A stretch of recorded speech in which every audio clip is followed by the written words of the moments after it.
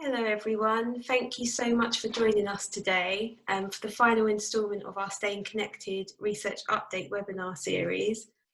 We're ending the series on what I think is an interesting and unique research project that will help improve outcomes for women with ovarian cancer. My name is Faye and I'm the Research Grants and Impact Manager at Ovarian Cancer Action.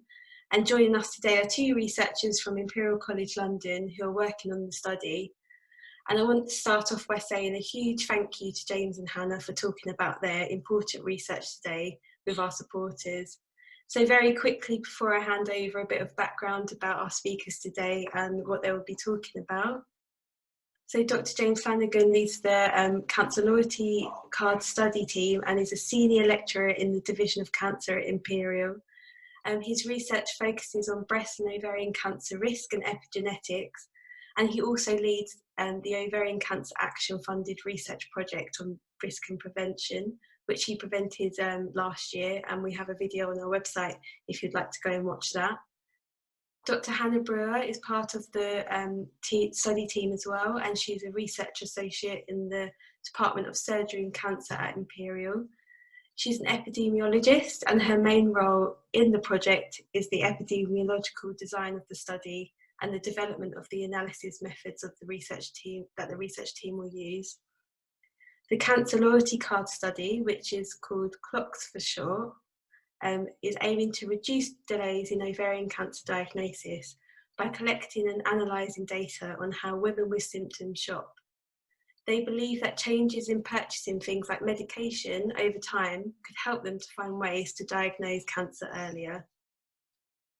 Diagnosing ovarian cancer even just a few weeks earlier can make a huge difference to outcomes. The study is funded by Cancer Research UK and is a collaboration between Imperial College London, UCL and the University of Birmingham. So before I hand over, please feel free to ask any questions via the Q&A function or the chat box on Zoom, and we can answer them after the main presentation. We kindly ask that you do not ask any personal medical questions, as they won't be able to answer those. So over to you, Hannah and James. Thank you very much. Okay, thanks. So let me start off by welcoming you all to the webinar. I'm glad you've all joined us, and I hope as we go through this presentation you will have some questions. Most people generally do, so please feel free to ask them, and we'll hopefully have lots of time at the end. Just to say, I'm going to talk through the beginning of this presentation just to talk about why we're doing this project, and then I'm going to hand over to Hannah, who's going to talk about how we're doing this project. So let's move on to the next slide. Hannah's controlling these slides, so bear with us. So just going through the background, what is CLOCS? I'm going to talk about what that project is, and then, as I said, hand over to Hannah, who's going to talk about how it works, and we're going to talk about recruitment and how that's going, and towards the end we'll talk about how you can take part if you're interested in taking part, or if you're not eligible to take part, you can perhaps encourage family members or friends to take part. So let me just talk about the background a little bit. There are over 7,400 women diagnosed every year for ovarian cancer. It works out to be about 20 per day. It's not the most common cancer, but it is probably one of the worst ones to be diagnosed with because the survival is quite poor. 1 in 3 women who are diagnosed will survive for 10 years or more beyond their diagnosis. That's compared to something like breast cancer, where it's now 8 or 9 out of 10 that would live longer than 10 years after the diagnosis. One of the really alarming statistics is that 1 in 5 women that are diagnosed with ovarian cancer do not receive treatment at all. This is mostly because they're too unwell when they get diagnosed. Many of these women are presenting at A&E with very severe symptoms, and that's where they get diagnosed, and it's usually at that point where the diagnosis is late stage and the survival outcome is really poor. So what we're hoping to do, in particular for this group of women, is to diagnose them a little bit earlier so that they are diagnosed in time to receive treatment that will actually improve their survival. So talking about the survival, it's really dependent on the stage at which you get diagnosed. So if you get diagnosed with early stage of ovarian cancer, the survival rate, these are 5-year survival rates that we're showing here, is up as high as 90% of patients survive beyond 5 years. For stage 2, that drops down to about 50%. And if you're late stage, stage 3 or stage 4, you can see that those numbers dwindle to really small. And those are some of the most common. One of the reasons ovarian cancer is so poorly is that the symptoms that are related to the cancer are quite vague. Things like weeing more often, stomach pain, bloating, struggling to eat. These are the symptoms for ovarian cancer, and they can also be very commonly symptoms of many other diseases.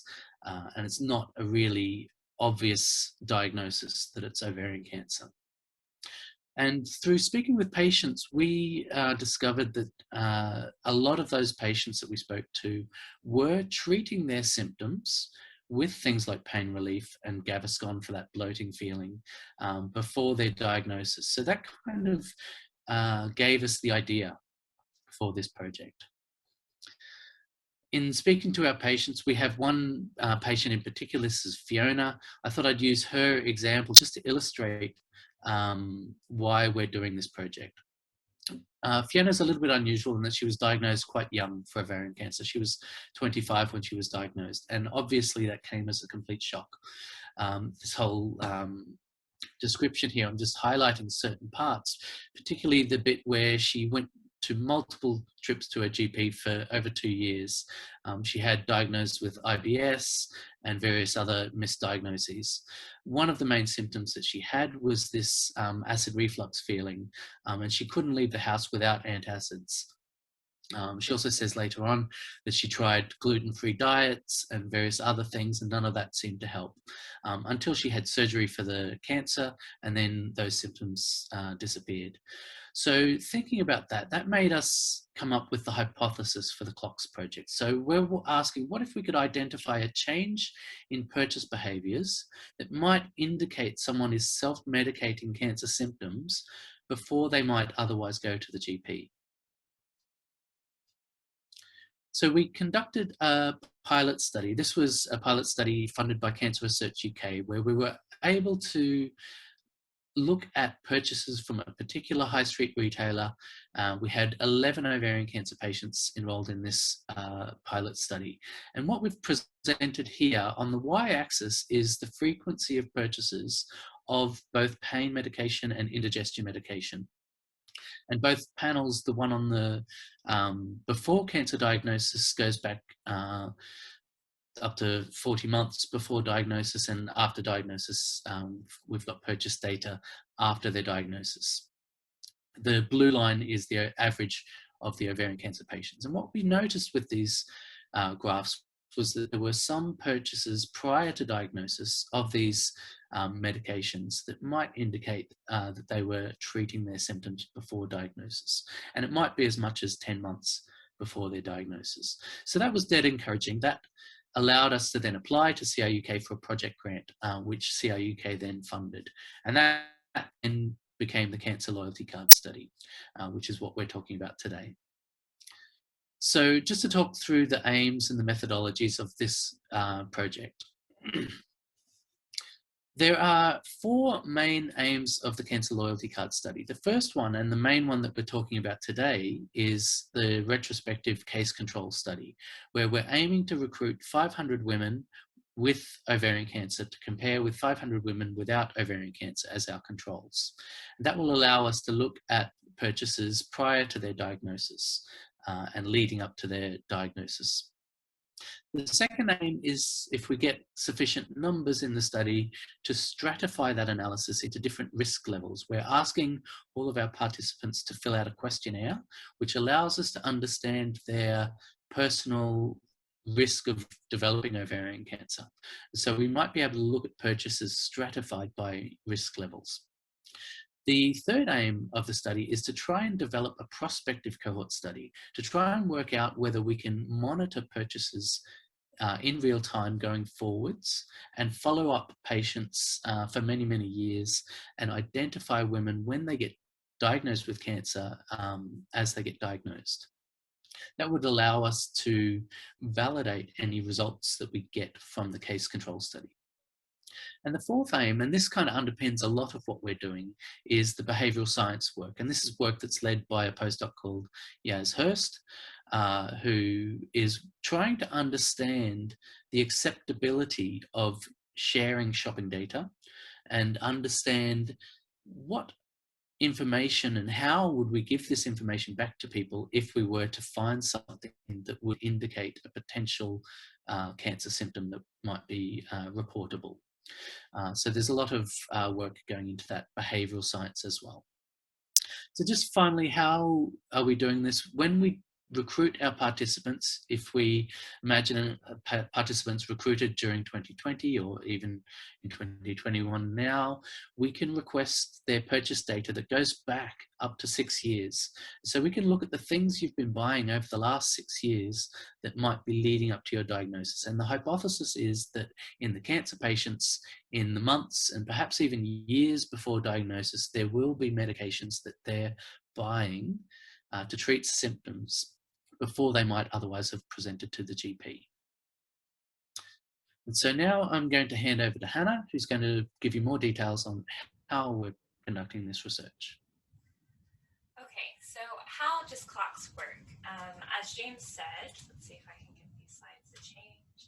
As James said, it's a case control study. We're hoping to recruit 500 women who have been diagnosed with ovarian cancer and compare their purchase history with 500 women who have not been diagnosed with ovarian cancer.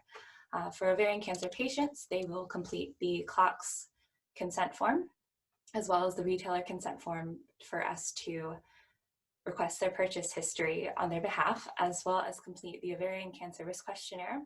For cases, there's an extra clinical questionnaire, which tells us a little bit more about their diagnosis.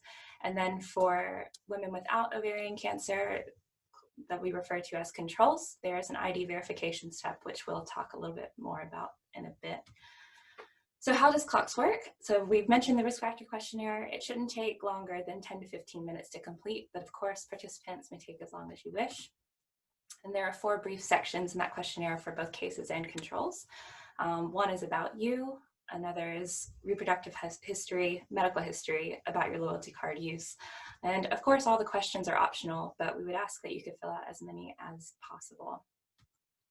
Data collection, just how it works, we receive the consent either in the post for patients or online through the website for controls. And then all that information is entered and saved into the CLOCS Secure Enclave, which I'll explain a little bit more about in the next slide. But then we send an encrypted data request to the retailers, who then receive it and verify the loyalty card information that was given to CLOCS from the participants. The retailer then transfers an encrypted past purchase history file for CLOCS participants back to the CLOCS team. So we take that and save it to the CLOCS Secure Enclave. The CLOCS Secure Enclave is stored at Imperial College London. It is a ISO 27001 certified secure environment, which basically means that it is GDPR and Data Protection Act 2018 compliant. So the Secure Enclave is basically a secure server.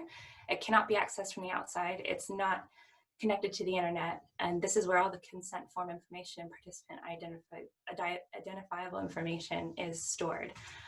So there's where the questionnaire data is and the purchase history data.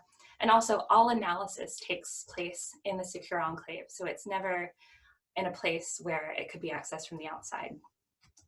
So how is recruitment going so far? So all of the information I'm going to give to you today is based off of participant data up to the 14th of March. Ovarian cancer patients are recruited from 11 different NHS sites around the UK. And of course, recruitment in clinics has been a bit slow due to COVID-19. And then women without ovarian cancer can take part online on our website, and they're also recruited through social media, such as Facebook advertising, Voice Global, which is an organization that encourages citizens around the UK to take part in research. And it's also, CLOCS is also spread by word of mouth. So far, we have recruited 77 women who have been diagnosed with ovarian cancer at our 11 different NHS sites around the UK. And then we've had about 357 women without ovarian cancer who have participated online. Now, of those 357, they have to, or we need them to complete the ID verification step in order for us to request a purchase history. And at the moment, only about a third of women complete this ID verification step. So we do have 357 women who have participated in CLOCS, but really only about 119 of them are useful for the purchase history request. So just to talk a little bit more about ID verification, why do we need it? So we're requesting loyalty card data on participants' behalf, and that's called a subject access request.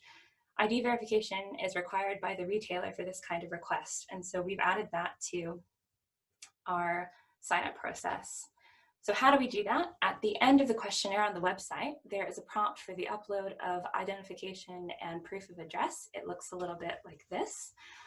So once you complete the questionnaire, you come to a page like this, and you can upload a photo ID, proof of address from your computer, or you can take a photo of them with your smartphone and add them there. As soon as you press submit, those images are encrypted and stored in the secure environment that I just explained. So how long do we keep these documents? They are permanently deleted after we receive your purchase history. So as soon as we receive your purchase history from the retailers, they're deleted and there's no need for us to keep them. So why is this not required for patients? So patients don't have to give us proof of identification because they're already identified in the clinic with their NHS number, and this has been deemed acceptable as ID verification by the retailers. So ID verification, only 1 in 3 participants are providing that. It's a bit of a barrier for the work we're trying to do. And so Dr. Yasmin Hurst, the behavioral scientist on our team, conducted a survey to understand a little bit more about willingness to share commercial data. So this was a UK population representative sample by age and gender. About 1,500 participants took part for health research purposes. One of the primary outcomes of this survey was willingness to share different types of commercial data. So she asked about shopping habits, smartphone data, social media data, wearable devices data, as well as internet search data. And the result from this survey showed that over half of participants were willing to share their shopping data, which is good news for CLOCS. And then only around 30% of the participants were willing to share social media data, wearable device data, smartphone, and internet search data. And then she wanted to have a look at age in relation to willingness to share shopping data. So you can see here at the bottom, we have different age groups from 18 to 29, 30s, 40s, 50s, 60s, and 70s and over, and the percentage of people willing to share their shopping data. So you can see that as age increases, there's a decrease in willingness to share shopping data. So this was interesting because it reflects in the CLOCS data. So moving back to CLOCS data, we have the CLOCS participant characteristics by age. So here on the left, we have different age groups. So 18 to 29, 30s, 40s, 50s, 60s, and 70 and over. And we have information about cases, which are ovarian cancer patients, and controls here. And you can see that over 40% of cases of patients in CLOCS are age 70 years and older versus only 16% of controls. And this is important when it comes to the analysis stage because we want to be able to compare shopping data among cases and controls, and we want to be able to match them on age. So for instance, we don't really want to be comparing shopping history of an 18-year-old with a 70-year-old. We'd much rather compare shopping history with a 70-year-old and someone who is also 70 or plus or minus a few years. So who can take part in CLOCS? So we are still recruiting. We're looking for women in the UK, 18 years or older, who have a loyalty card with participating retailers, either with or without ovarian cancer diagnosis from 1st of January 2019. And based on recruitment so far, we hope to recruit more ovarian cancer patients of all ages, and then also more women without ovarian cancer over the age of 60 and 70 years. So please do share this with those who you think might be interested in taking part. So for women diagnosed with ovarian cancer, ask your clinical team about CLOCS. This is a list of NHS sites who are currently recruiting for CLOCS. The list is also on our website, but if your clinic isn't listed here, please do get in touch with us and we can see what we can do. And then for women without ovarian cancer, you can take part on our website, www.clocsproject.org.uk.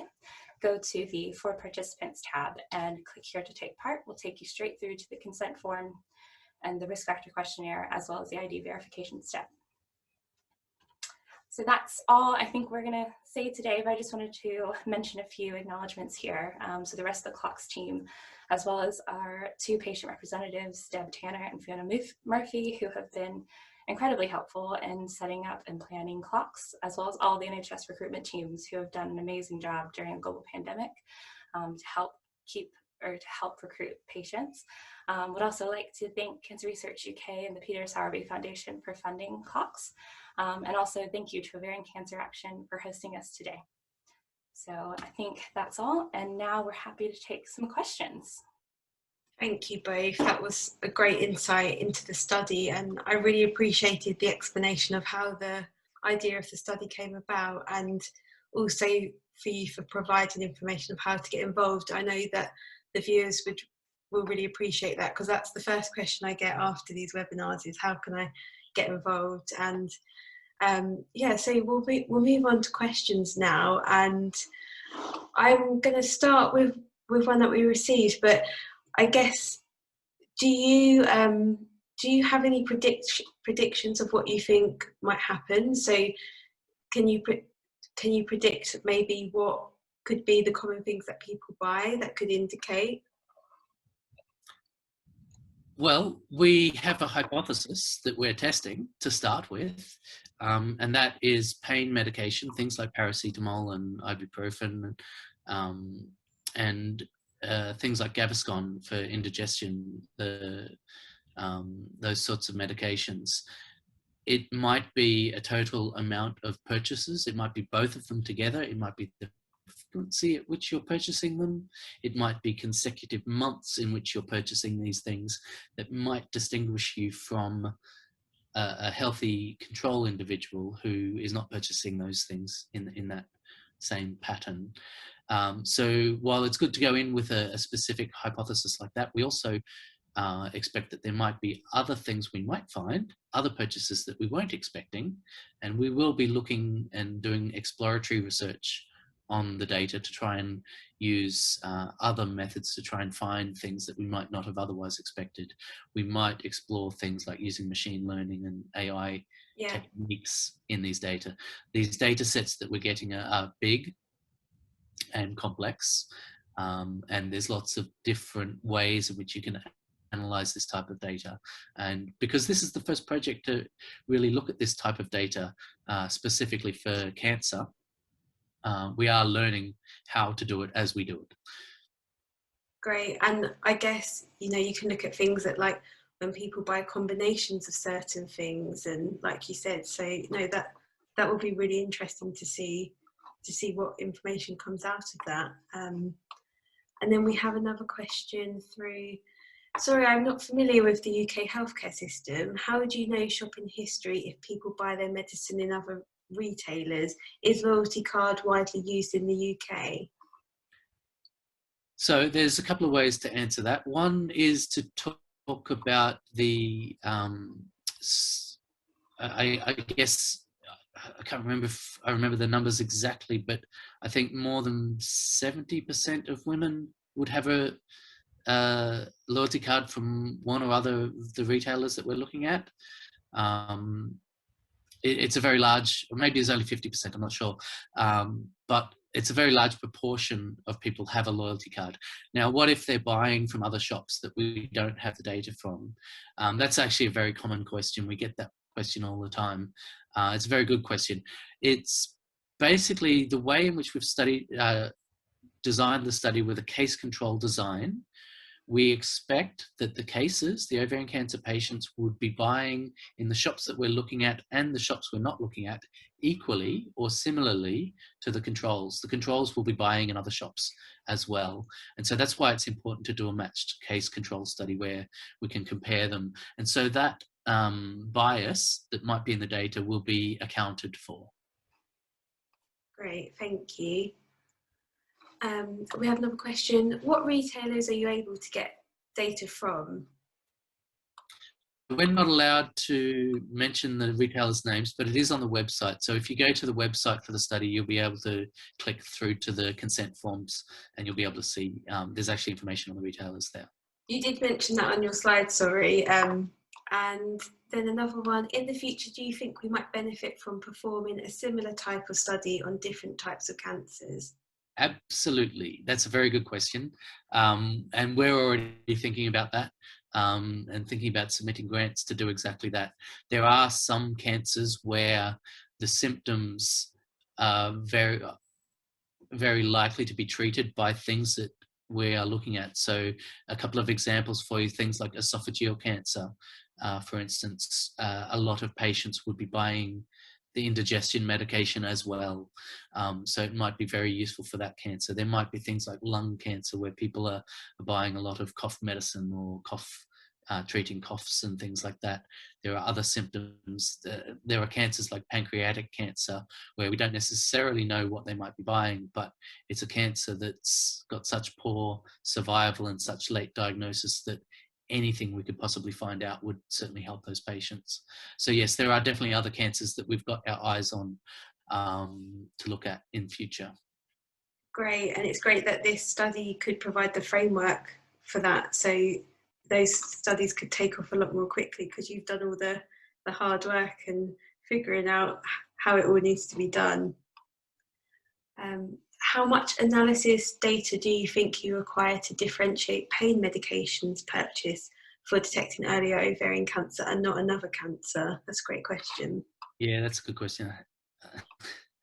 I was almost going to hand over to Hannah to talk about power calculations, but I don't know that we've done specific power calculations for this. I think when you start stratifying the analysis onto different pain medications or different indigestion medications and things like that, you start multiplying the numbers you need by power of 10 or something like that. I think, you know, we're aiming to get 500 cases, and that would allow us to stratify on risk levels where we could group people into 20% groups, basically. So divide the cohort into 5 groups. So if we get those numbers, we might have enough power to look at 4 or 5 different types of medication, but it's really unclear at this point whether we'll have any statistical power to do that. Great, but that's a really interesting question. No, it's a great question. And then another question we've got through, if you do find that increased purchases of certain products could be a warning sign, what would be the best way to communicate that to the public without causing harm or it having a negative impact? I almost wonder whether Yaz has joined us. Yaz Hurst is currently on maternity leave, which is why she hasn't joined us to present. But this is a question for her. In fact, this is a large part of what she's studying, to try and understand how we might inform people going forward. And there's a lot of research to be done in terms of understanding the ethics of doing all of that. And also understanding acceptability and how people would want to be informed. We have had discussions with various groups of people and explored different opportunities that might be available. So imagine people are enrolled in this study and we find something that might indicate a cancer symptom and we might want to alert them. It might be via a letter to their GP to invite them to a GP appointment. The GPs tell us don't do that because they've already got too much work to do. It might be a letter to the patients themselves to encourage them to go to the GP to talk about their symptoms, or it might be, you know, invite to a rapid cancer diagnosis clinic or something along those lines. There's an awful lot of different options available for that, and we don't have the answers yet about how people would accept it. And I'm afraid to say, actually, the answer is probably going to be different for different people. Sure. Great, thank you. And then we've had another great question in. Do you think people's purchasing history for specific products you're looking at has changed over the last year because of COVID? And what effect might this have on the study? Anna, do you want to tell them about the graph we just looked at this afternoon? Yeah, so that's actually something that we've just plotted, was to look at the paying purchases for the two retailers over the past few years, and there's actually a dip at for 2020. And I think that is something that we're going to have to adjust for in the analysis, definitely. Great. Do you think it would account for a change in the type of products or just the amount? I think one of the things we saw, I guess, in the first lockdown period was that ibuprofen and paracetamol had a big shift in the way in which they were being bought. So we will obviously be looking at the purchases around that period carefully. Fortunately, we have many cancer patients diagnosed before that period, and so we can actually look at their purchases before the pandemic and compare them to all the patients that were diagnosed after the pandemic. So we'll be able to, I guess, do a sensitivity analysis and look at before and after and make sure that that's not affecting the results that we come up with. Great, thank you. And then we've had a suggestion here from one of the viewers. Should you include having ovaries in your criteria for participation? Mine were removed with hysterectomy in 1995. Oh, good question. Off the top of my head, I can't remember the criteria for being recruited. I suspect someone in this case could be recruited as a control. Yes, yeah, I think we've talked about actually adding that to the criteria, the exclusion criteria. But ovarian cancer, you can still get ovarian cancer even though you've had your ovaries removed. Very rarely, I think, you can get what looks like ovarian cancer, I guess. But I think for the purpose of this individual, I think there's no reason you couldn't be a control. In fact, there is a question in the questionnaire detailing this. So you would tick the box saying that you'd had a hysterectomy at that age and at that time. Great, so that's all the questions we've had through now. Please continue to send some more through if you have any. But I think, Hannah, you have a page of your frequently asked questions that are commonly asked. Should we go through those now? Yeah, sure, that would be fine. Should I share my screen again? Yes, yeah. And then if we have any other questions from the viewers, we can ask those after. Okay, so one of the frequently asked questions is, will retailers know if loyalty card holders have cancer? And the answer to that is no. At no point will the retailers know about your cancer status. So when you take part and when we request your purchase history on your behalf, they don't know whether you're someone without ovarian cancer or someone with ovarian cancer. I don't know, James, did you want to add anything? No, I think that's covered it. I think fine. So another question is, how do you deal with people who don't use their loyalty card all the time, and those that are buying for others in the household? So we do ask in the questionnaire how often you use your loyalty card, which helps us get a bit of an understanding of loyalty card use among the CLOCS participants. And also, the thing is that if we're comparing purchase histories of ovarian cancer patients with women without ovarian cancer, patients will also use their loyalty card at varying rates. So it's important for us to have those representative in both patients and women without ovarian cancer. And how do we deal with those that are buying for others in their household? We do ask in the questionnaire about the number of people in your household, including yourself. And that also will help us adjust for it in the analysis so that we can take into account that you might be buying for a family or just for yourself. Okay, question for James. So why are you working with these retailers and not others? So that is related to history, obviously, with the people that we were interacting with when we were developing this project in the first place. We had several other retailers that were interested in being involved, but they pulled out at various stages. So the retailers we are working with are very enthusiastic about supporting research. particularly supporting cancer research. And so that's why we're working with those particular retailers. But if there are other retailers out there that would be interested in being involved in this type of research, we would be willing to talk to them and get them involved. There's actually no reason we couldn't be taking loyalty cards from many other retailers as well. Is it generally a new thing for these retailers to be involved with research, or is this something that they've done before? Yes, so for one of the retailers we're working with, they have been involved in scientific cancer research before over the last few years, but for the other retailer, this is actually the first research project they've really been involved in, and so they have had to work hard at getting their processes in place to support research. So yeah, it's been a bit of a guinea pig process for us and for them, I guess, but we're getting there. It's working.